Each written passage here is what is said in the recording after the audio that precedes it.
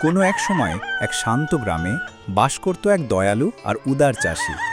সে সবাইকে সাহায্য করত আর কখনো কারো কষ্ট দেখলে মুখ ফিরিয়ে থাকতে পারত না। প্রতিদিন ভোর থেকে সন্ধ্যা পর্যন্ত সে অক্লান্ত পরিশ্রম করত নিজের জমিতে।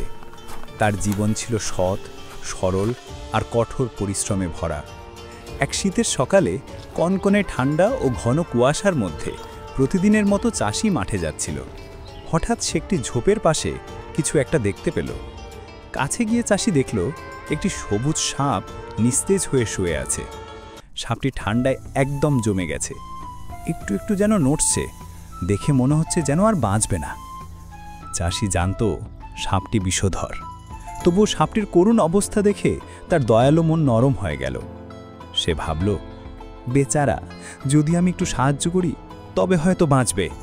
এই ভেবে সে সাবধানে সাপটিকে তুলে নিজের বুকে চাদরের মধ্যে চেপে ধরল।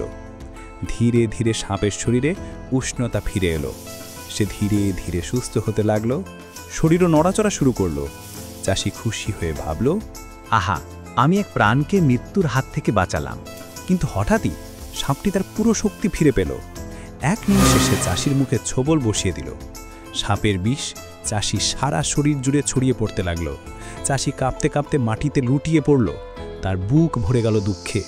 আমি যার জন্য প্রাণের ঝুঁকি নিলাম সেই আজ আমাকে মারছে।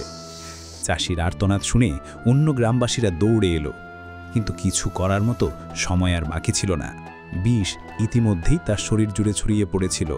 কিছুক্ষণ পরেই চাষি তার শেষ নিঃশ্বাস ফেলল। তার মৃত্যু সবার জন্য এক বড় শিক্ষা রেখে গেল।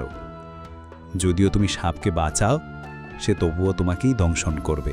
গল্পটি দেখার জন্য আপনাকে ধন্যবাদ। যদি ভালো লাগে তবে লাইক দিন ও সাবস্ক্রাইব করুন।